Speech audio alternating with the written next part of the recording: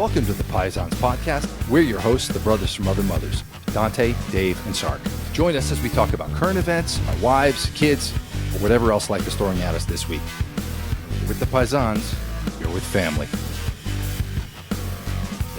That you were talking about, the big meeting that you were getting ready for? Yeah, I had a bunch of conversations today, and I got to have a bunch of conversations. You know, the next 2 days, I got to have a bunch of conversations where we plan future conversations. You know, let's have a conversation so we can coordinate in real time when we can have these future conversations, because there's so many people with such complicated schedules. Oh, yeah. Yes. You need a meeting just to schedule the other meetings. And then who doesn't update their calendar? Like, for whatever reason, it's like you it's hard enough. You finally find like the open space, and then it's like, oh, I'm out that week. Yeah. You know, and it's like, put your out of office on. It took me like an hour to find this spot. We have almost the other side where we have people who just like block off their entire day every day. And so you're like, all right, which of this time is real? And they're like, well, give me a time. And you're like, okay, all right. So here we go. No. All right. How about you tell me when you have some free time? Well, it's hard.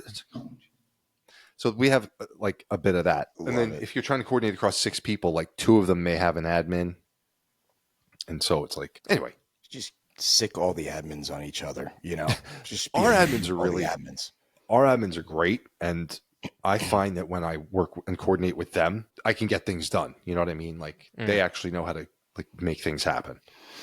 And once you're in good with them, you can say, look, I needed to talk to so-and-so, but I need to coordinate also to have so-and-so involved. Can you reach out to his admin? And, you know, we have a central wall almost thing within Teams where that's just for the admins. And I'm a member of that. And so they'll ask questions about the technology or how can I do this? Or does anybody know how I can access that? And I always help them out or like give them shortcuts. So they love me. Sure, man. It's admin access. Exactly. I mean, you know, it's good to be generous. That. I like helping them, but it also, that means that now they like to help me too. So it's not all giving. Yeah. So, yeah. Anyway. I feel for the admins too, because they're like, it's the don't kill the messenger. You know, they're trying to coordinate and set up, and the executives get easily rattled when you book over things accidentally or whatever. So it's probably high stress, I would imagine. I think it is sometimes, you know, and then sometimes it's just, they're expected to follow kind of complicated processes sometimes to make things happen. You know, when they have to send out an email to like a huge audience of people, how do they identify that audience? It's not as easy as you might think when you're the one telling them. That's right. Oh, it's these people, this people, and these people. It's like, okay, well, 2 of those things are actual departments that exist. The other 2 are just phrases we use to describe like this person's organization and these 5 other people who work with them. But there's nothing like cohesive about them as a team. Specifically, are they? Right. Yeah. Exactly. So they do, like, to your point, they're in a tough spot with that. So that's why I like to help them, because they actually have to do the work, and actually doing the work is a lot of people just are strategic. You know what I mean? Most of us are strategic, not doers. A lot of people don't know how to mobilize, you know, or operationalize. It's like, you're right. Strategic. They can talk it. And sometimes the ideas I find are good ideas, but they struggle like where to start. Can't really break it down into a way that you can approach it, you know? I agree.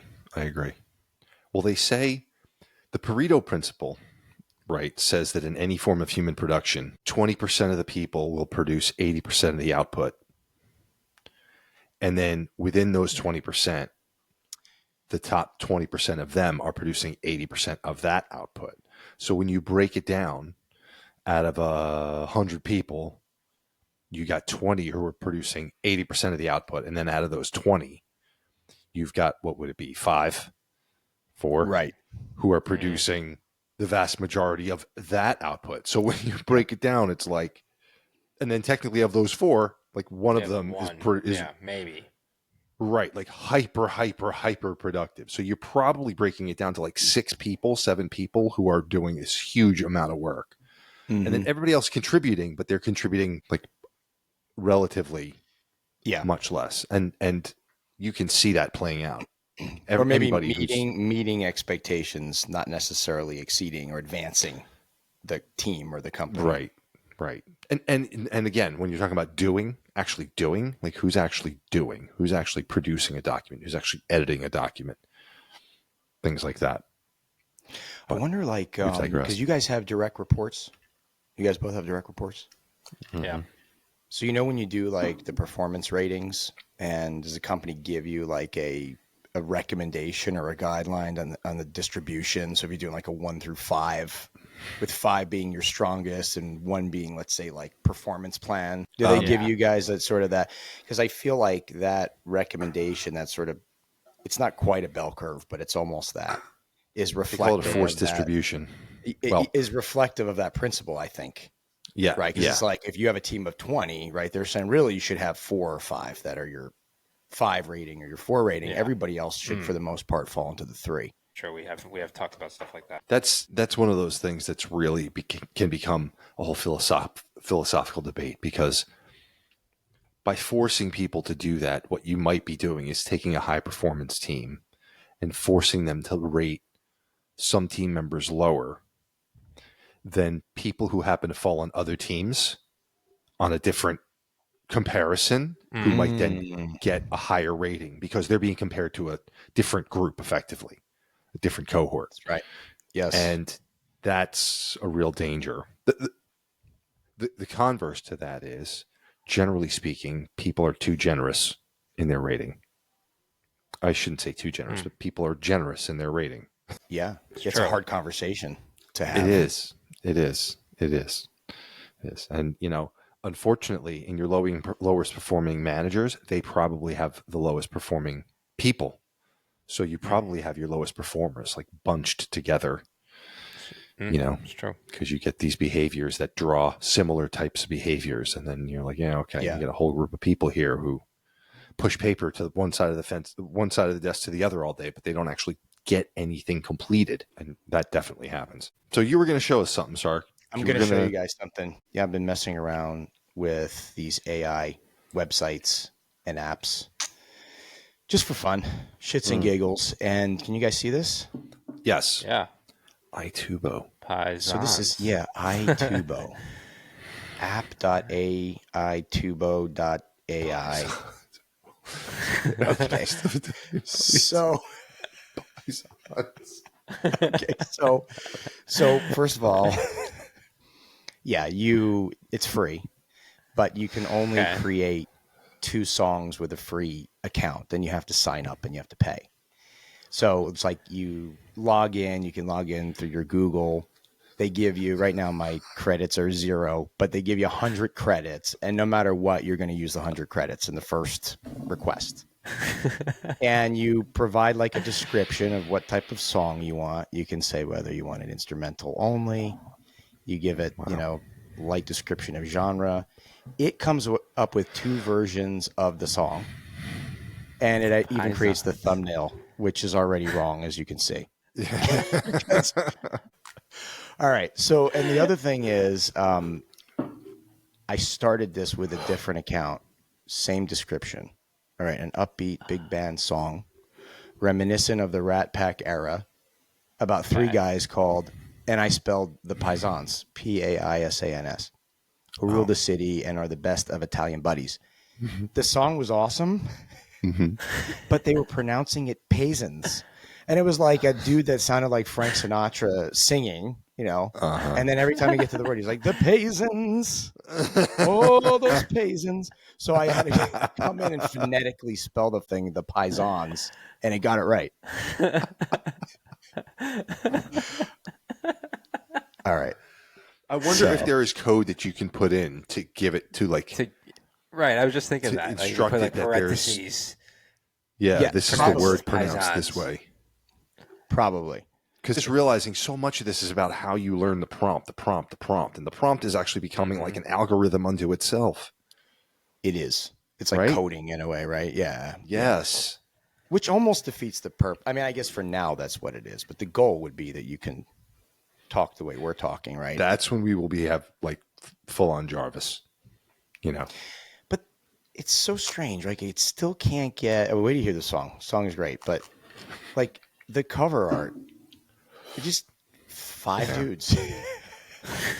Like off Okay. the bat, just completely I wrong. wonder if you use the number 3, if it would make a difference. It could.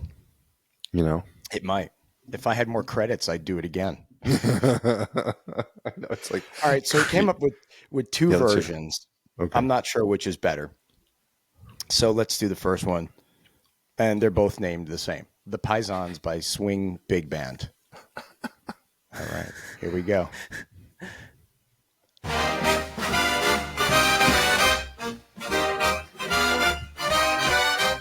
3 guys in the city, Italian hearts so witty, they're ruling all the streets with their fancy beats. They call them Paisans, sharp in suits and ties. Laughter never dies under the night skies. Oh, Paisans, best buddies around in this mighty town. Legends all around.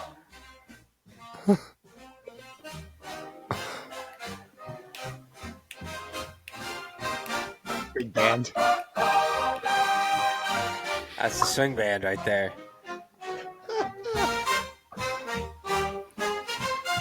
Oh, Paisans, best buddies around in this mighty town. Legends all around. Yes. Oh yeah. Oh wow. It's funny how you can Pretty good. actually still tell that it's like AI. It's still not Oh yeah. quite right, you know. Yes. But it's pretty impressive that it can just crank that out. Okay. Even the voice, right? Like it's Yeah. got that. It's not amazing. quite Sinatra or Dean Martin, but it's a blend. Yeah. Yeah. Interesting. All right. So here's the next one. Same name. Same lyrics. Same lyrics. Yeah, same lyrics. Ooh. 3 guys in the city, Italian hearts so witty, they're ruling all the streets. That line is so funny. Italian heart's so witty. They call them Paisans, sharp in suits and ties. Laughter never dies under the night sky. Oh, Paisans, best buddies around in this mighty town. Legends all around. Same format, right? Breakdown. Yeah. Solo.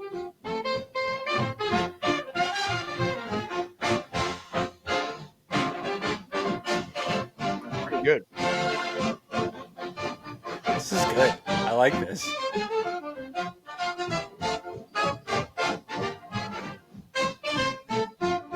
Wow. One more time.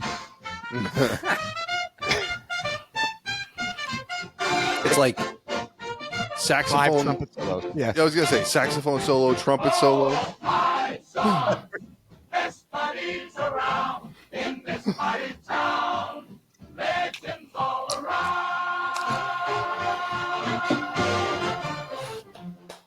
Oh yeah. I like the second Alright. one better. Yes, agreed. The second one, I like the second one. I love better it. as well. It's hilarious. That's That was hilarious. so funny. I think they So have. this is called Yeah. AI-Tubi or Tubo or Yeah. Aitubo? This is Aitubo. Yeah. .ai app.aitubo.ai. And I don't know if I want to upgrade. What do they charge you? $13 a month for basic. Wow. 3 gigabytes, unlimited use of all models, advanced and beta features. So it's funny. The one thing I noticed is if you wanted to redo the thumbnail, the album art, that required a pro subscription. Right here, Wow. $45 a month. A pro. A pro to get it right. Interesting. $45 a month. No, And we- what are you we- paying go- for? go Just the fund me. access to come in and continue to generate songs? Yeah, basically. Oh. Yeah, because it's only giving you 100 tokens when you come in. And fortunately, I have like 20 Google accounts for this kind of a thing.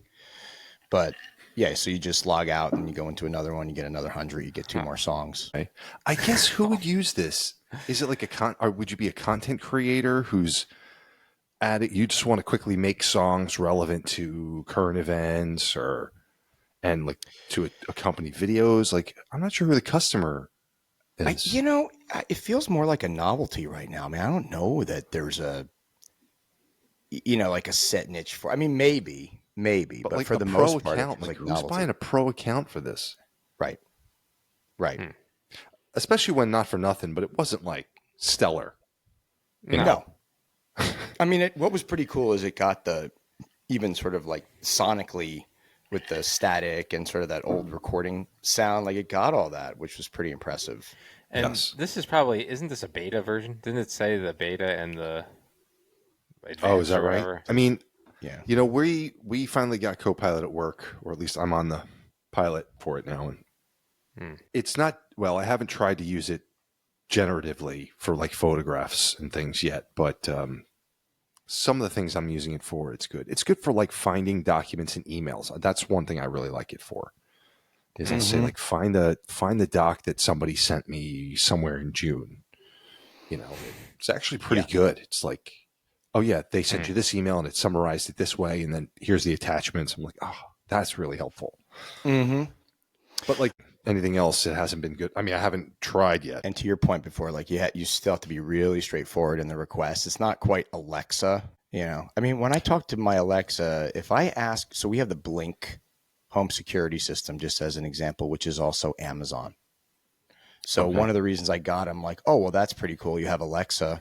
So she's just going to integrate with the thing. So when you tell Alexa that you want to, let's say, set the alarm, first of all, you have your Blink app and whatever you're calling it, like the Ragazzo house. Okay.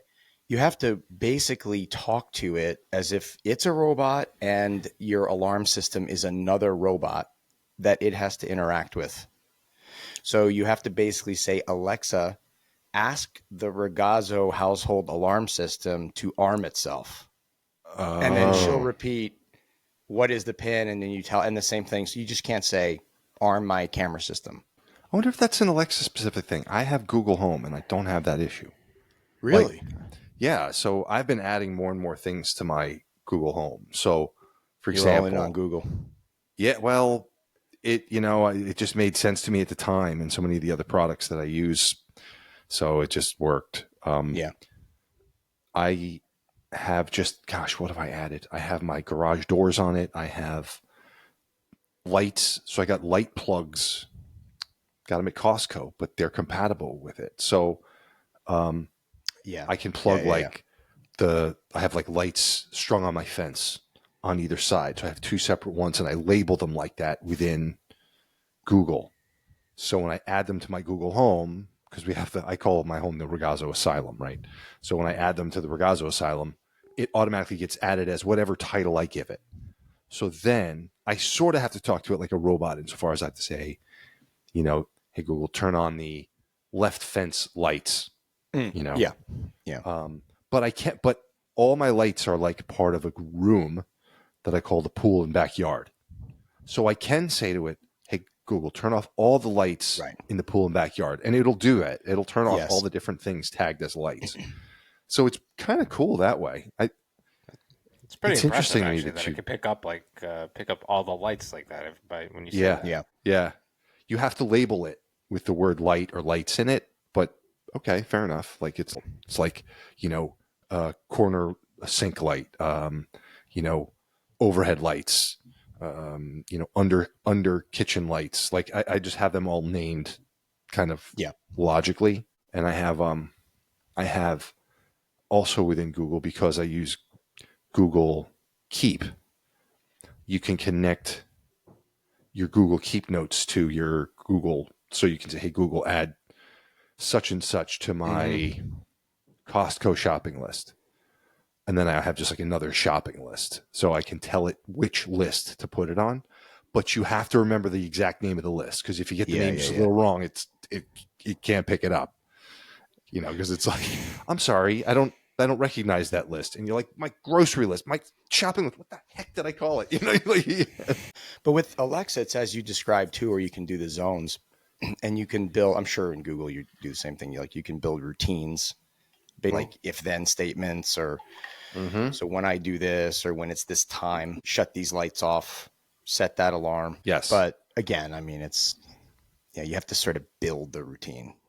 Exactly right, Sark. So what I did, the lights I had in the backyard, I had them connected to a like a light sensitive plug. So once the sun got down to a certain point, it would flick on and then it would stay on for like 6 hours. You know, it's like a timer thing that you set it. So I replaced those with these Wi-Fi enabled plugs because I don't want them to go on based on the light. I want them to go on at a certain time, and then I can have them go off at a certain time every day. And like I have a routine set so that at the end of the night, if the kids leave a light on here or there, like there's at 1 o'clock, everything's going to try and turn itself off if it's been turned on, you know, stuff like that. Yes. Love it. Love it. And now Same. I can like target essential areas. So my garage doors, the lights in the garage, most of the lights in the kitchen, stuff in the backyard. Like there's all these like random spots where I've invested energy because the lights get left on in the garage all the time, for example. Mm-hmm. Several times in the morning, I wake up and I go downstairs and the garage door is open. Like the garage door was open all night, you know? So little things like that. It's like, it's nice to have the peace of mind to know 1 o'clock, if those doors are open, they're getting closed automatically. They're getting closed. Happening. Yeah. So Yes. it's kind of cool. It's really nice for that. Well, we're talking like with Copilot and Google and all that. So my brother was telling me that he was reading that these programs, like what we're doing, using these AI songs, like they're tagged in some way. Like I don't know how far you could take something like this, you know. I wonder if they could put something, embed something in it I think that they do. at an inaudible sonic level so that you wouldn't hear it, but when they upload it, it would recognize it in the code, or it would actually hear it, you know? Yeah. Or maybe like metadata in the file. Cause like you export it from the site into like an MP3 basically. There you go, yeah. So they're stamping it in some way. Now, I don't know how, like, I don't know if you put it out through DistroKid. So Dave, DistroKid is like one of the distributor sites or apps that you can use to put your music, you pay, and then you can put your music out on Spotify and YouTube and other streaming platforms. So I wonder if they'd flag you right away, or it would go out there, and then over time, as these like small little royalties come in, you get a call from Aitubo, like, where's our share of the 30 cents you made in the last 15 years? So I don't know, man, but that would be interesting to see. If you could upload it to Spotify, you're saying? Yeah, like what would happen, you know, Yeah. put it on YouTube for that matter, which we are give it going a shot? to. Can we give it a shot? We could. I mean, it'll be on this, but that's different. That's different. Yeah, it's We can embedded have, with video. clips and yeah. And we're giving them have- credit. What would be the point of this? Just to see if it's possible? Yeah, but we do it under Dave's name, so that it's like federal crime.